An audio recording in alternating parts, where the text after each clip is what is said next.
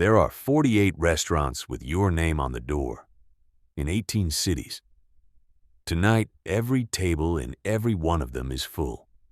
Not because the food is perfect, although it is, because you understood something about this industry that the people who owned it never did.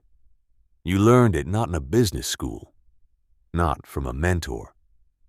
You learned it at a sink, in a basement kitchen, at 6:23 in the morning, with someone else's plates.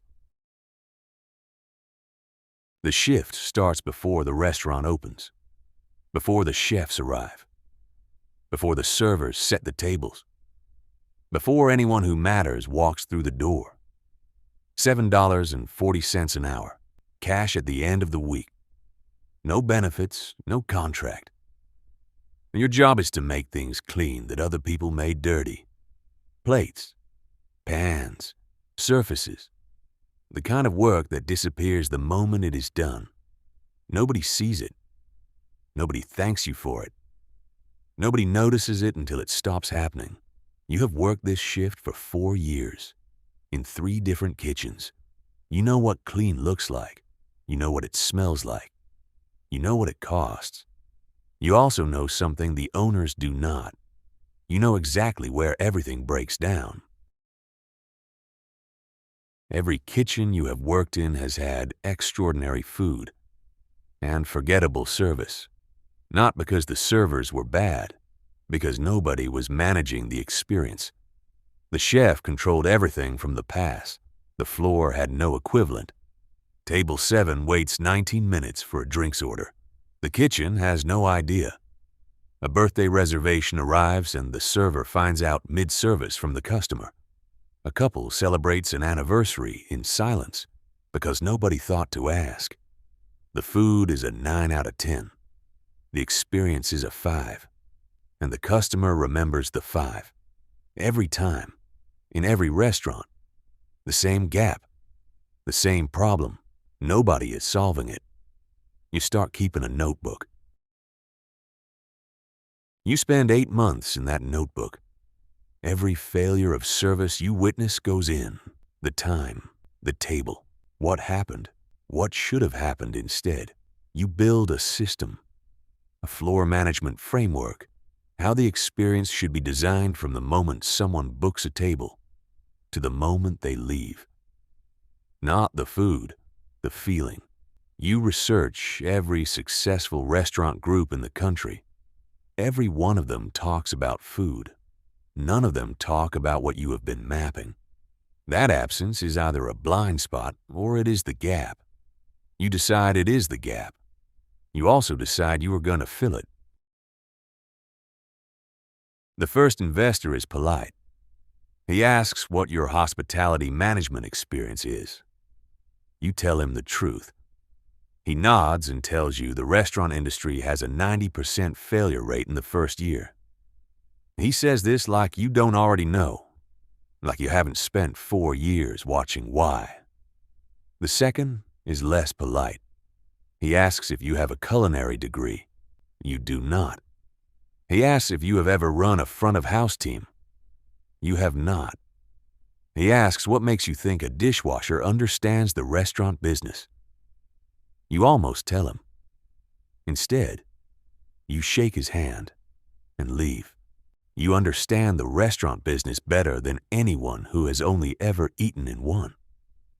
But you don't have proof yet, and proof is the only language investors speak. You have $11,200, saved over 4 years of $7.40 an hour. You take a $38,000 loan. The bank asks what collateral you have. You have none. You have a notebook and a perfect credit score. They approve it on the credit score. You find a 40-seat space in a neighborhood nobody else wants. The lease is $2,800 a month. You negotiate it to $2,400 by paying 3 months up front. You run the floor yourself. You hire 1 chef and 2 servers. You implement everything in the notebook from day 1. Every booking gets a personal confirmation call. Every table gets a check-in at 8 minutes. Nobody leaves without being thanked by name. You know it works. You just need someone to come in so you can show them. The first month, $14,300 in revenue. Costs, $13,900. Profit, $400. Not enough to celebrate. Enough to continue. In week 6, a food critic sits at table 4. You do not know it at the time. She writes 4 sentences about the food. She writes 11 sentences about how it felt to eat there. The reservation line does not stop for 19 days. Month 4 revenue, $41,700. You screenshot the bank statement. You look at it for longer than necessary. Not because of the number, because the notebook worked. You hire a floor manager named Diane. You sit with her for 3 hours before her first shift and teach her everything in the notebook. She improves it in the first week. That is when you understand that the system is bigger than you. By month 14, you have 21 staff and a waiting list of 6 weeks. A second location becomes not a dream, but a calculation. You run the numbers on a Tuesday night at a table in the empty dining room. The numbers say yes. You open the second location 9 months later with $0 of external investment. The notebook funds itself. Your head chef at the flagship restaurant resigns. He has been offered more money by a competitor. He takes 3 of your kitchen staff with him. You have a full dining room booked for the next 16 days. And no kitchen. You call every chef you have worked with in 4 years of dish shifts. You are honest with all of them. About the money.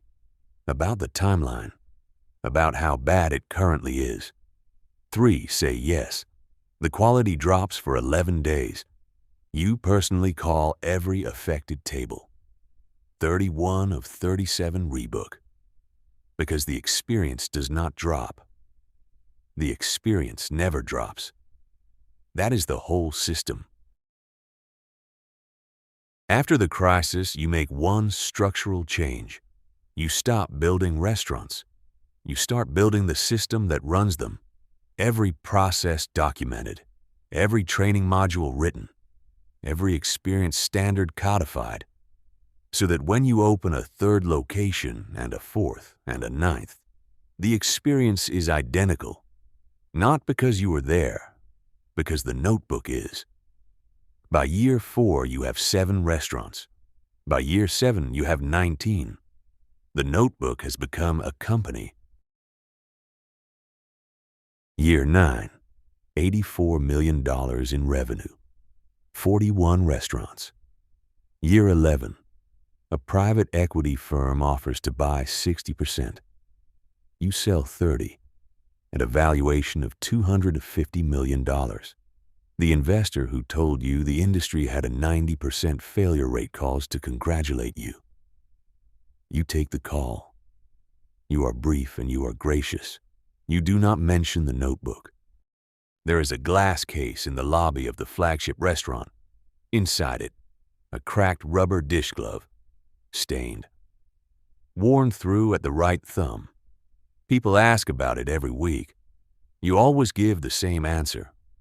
It is a reminder that the person who understands the problem is almost never the person being paid to solve it.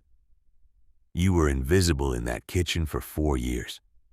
Invisible is not the same as unaware. You saw everything. You wrote it down. You built a system from what you saw. That is where the $250 million came from.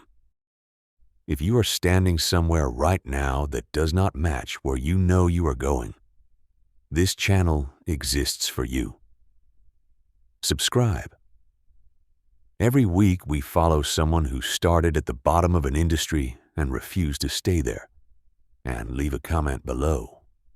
What is the one thing you do every day that nobody around you knows could become something bigger? We read everyone.